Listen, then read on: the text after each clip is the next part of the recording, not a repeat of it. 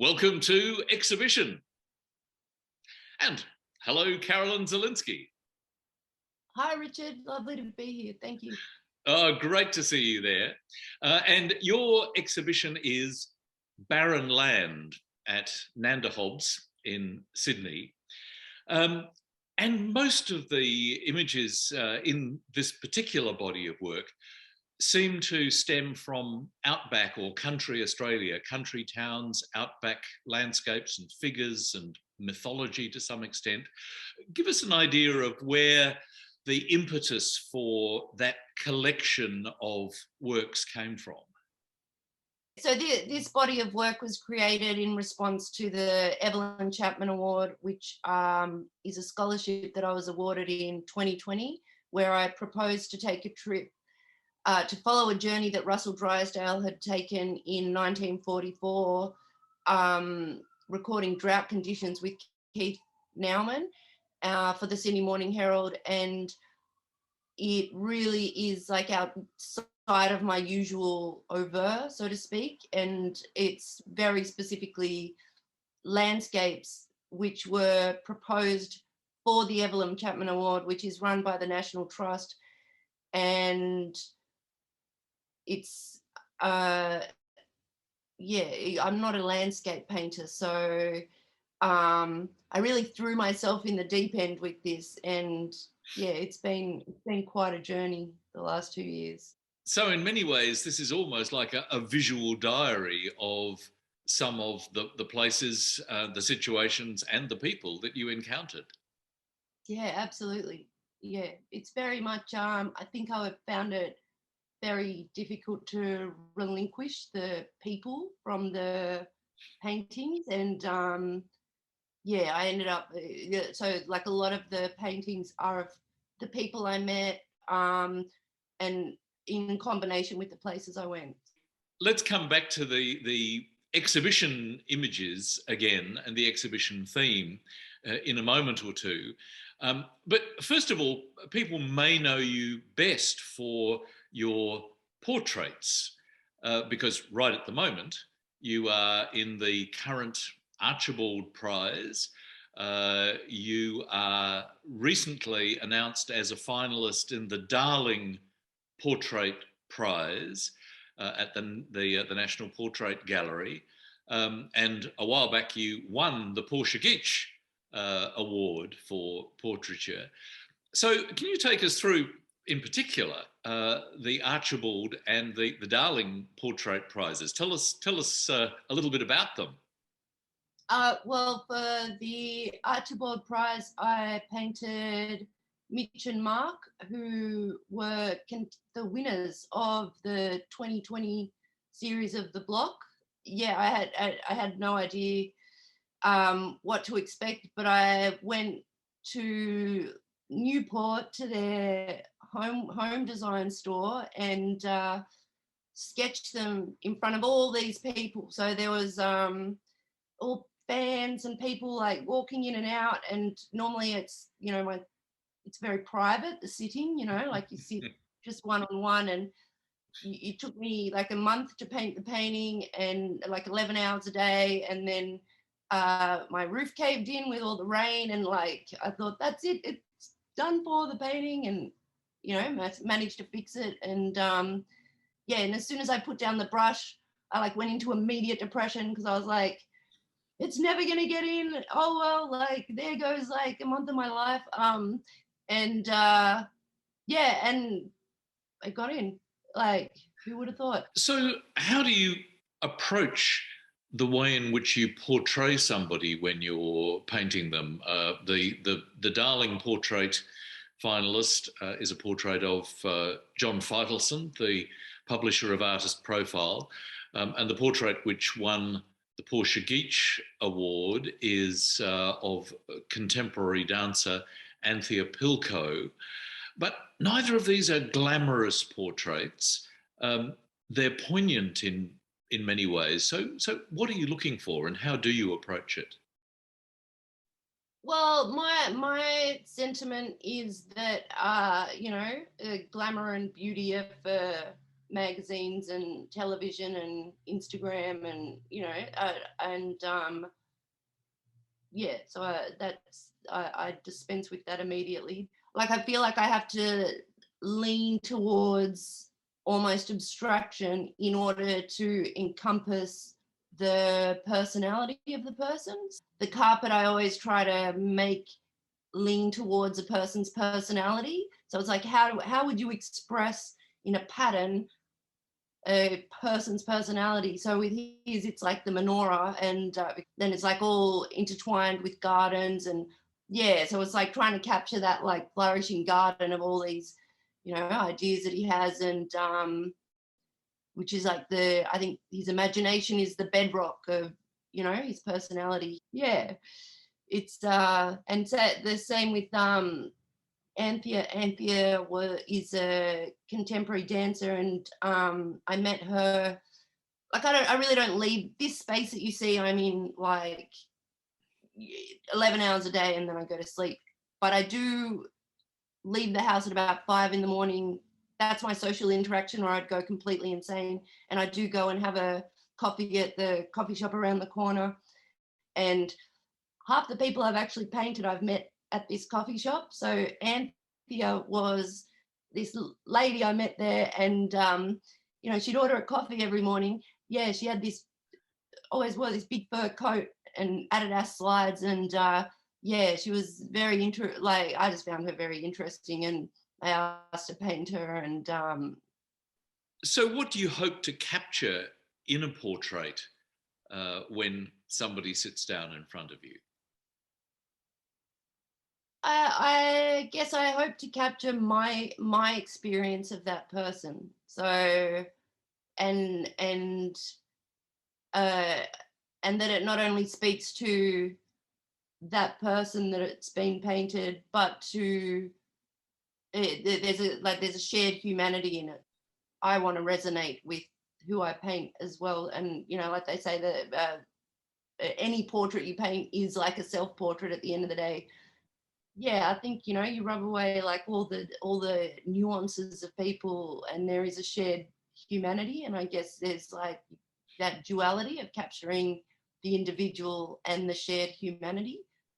So going back now to the works in your exhibition, clearly you encountered quite a number of individuals and groups of individuals in these on your country travels.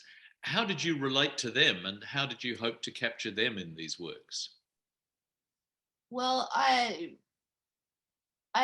felt completely out of my element because I live in the CBD. There's buildings. There's only so far like your eye can see, and when you go out there, it's like the landscape is unending. And I was really thrown out of my comfort zone.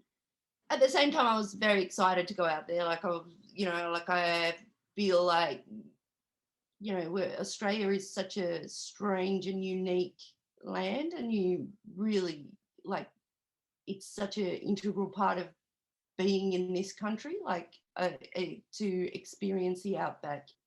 Like I said, I researched the exact trip that Russell Drysdale took, and I ended up driving out there. I drove out there twice, so I drove out there once, and I went to Mungo and via Wagga and the Hay Plains, and then I drove with my dad and his friend through Cobar, Wilcannia, to Broken Hill, and then Tibooburra, and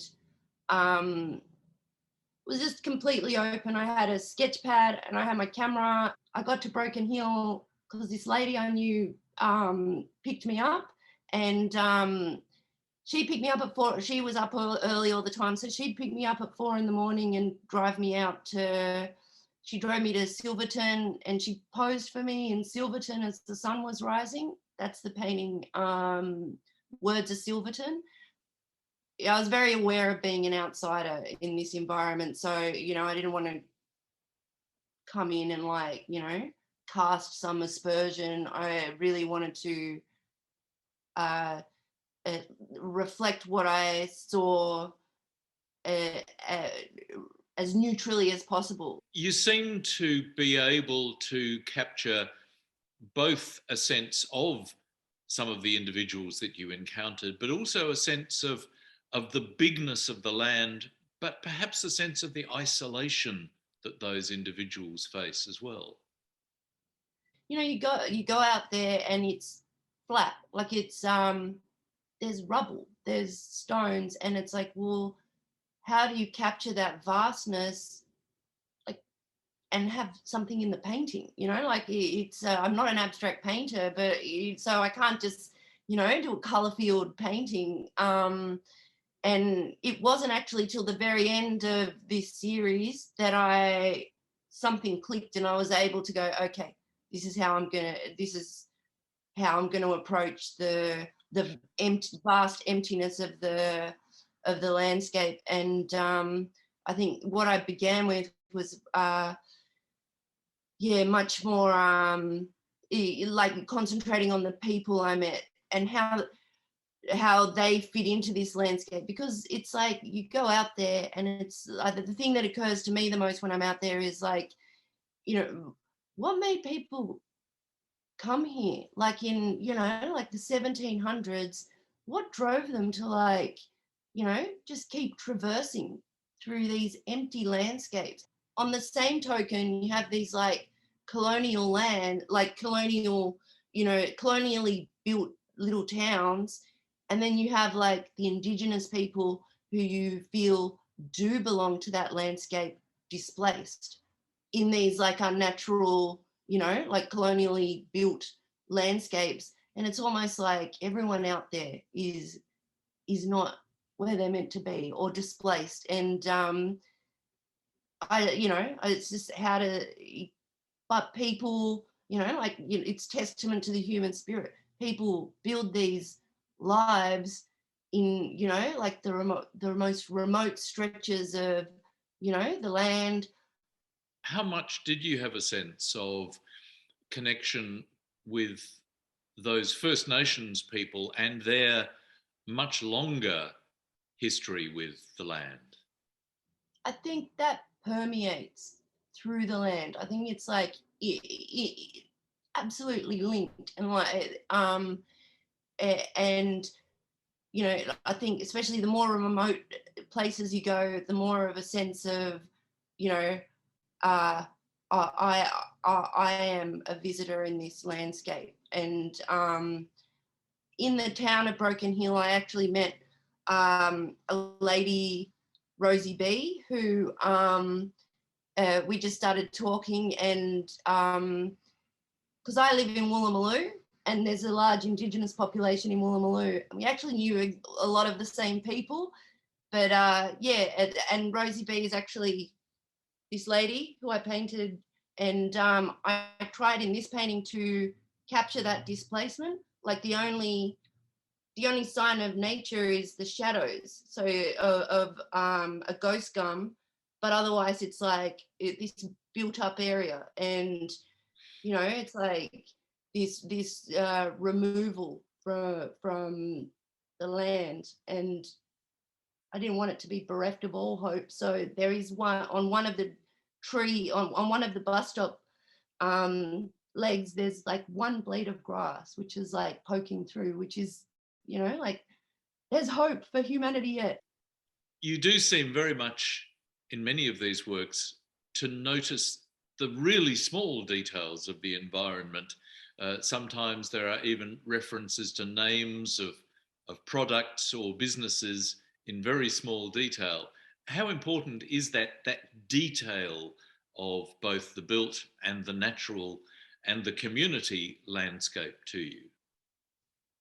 I think you take for granted certain things in your own environment, but when you're out of that environment, you notice like little details that nuance that area. And so they're all based on actual events. So you might be referring to like the 4X in the pub or the cricket painting. So we went to in Tibooburra, we went to a Mother's Day cricket match, which was between White Cliffs and Tibooburra, and it was to raise awareness for mental health, and it was sponsored by 4X. You have mentioned that you're not a landscape painter, but you have created some very beautiful and some very evocative images of the landscape. What's your assessment of your ability to capture landscape now? I'm content with what I've made. I feel like it was an absolute hurdle and struggle, and but I think as a body of work, I feel like it represents my experience of the land and the people I met. And I particularly wanted to do justice to the people I met because they're actually incredible people. So, and I'm still in contact with a lot of them. Some of the characters from your travels, which obviously you met and encountered, sometimes are in sizable groups, like Saturday night at the pub and so on. How do you go about creating and capturing the dynamics of groups of people with the type of works that you create? Well, that particular painting, so we had just come back from the Mother's Day cricket match that day, and we were staying in the family hotel, which used to be owned by Clifton Pugh in the 1970s, and actually has murals from floor to ceiling by Clifton Pugh and Rick and Moore and Russell Drysdale. And Peterborough had won the cricket match, and all the sheep shearing stations had their last day of shearing. So it was just like this, all these people at this pub, like all getting drunk and like celebrating and all the merriment. And the way that painting actually came about was, so it was this like whirlwind of a trip. Like it was like there and back and like all crazy. And when I got home, the first day I got back to Sydney, I was actually lying in my bed with all like the images of all the things I'd experienced, like, you know, dancing around my head. And I actually woke up and like drew that out, like just kind of drew all the different characters and everything, because they were all, you know, like dancing so vividly in my head. And that's how that the composition of that painting actually came about. And on the left-hand corner of the painting, there's Clifton Pugh and Russell Drysdale are like looking over at all the merriment going on. And the lady in the centre who really ran the show is the publican Melissa Thompson, and her husband who owned the pub. So they're all in there and I'm in the background. Yeah, that's how that image came about. Can we have a look at some of the approaches that you use in your works? Because the strength of line, the use of line is very powerful in all of your paintings. And yet there is also a very strong painted quality to them as well. But first of all, tell us why the line is such an important chosen element.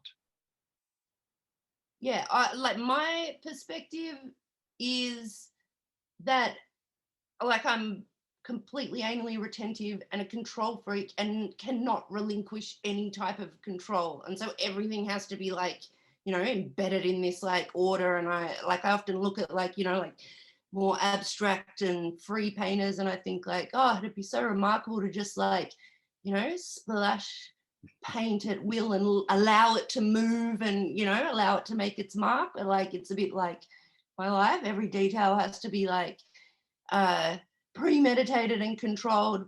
How did that line work evolve? Is it something, have you always drawn? Has that been a predominant part of your practice? And is that why it's such a strong part of your works?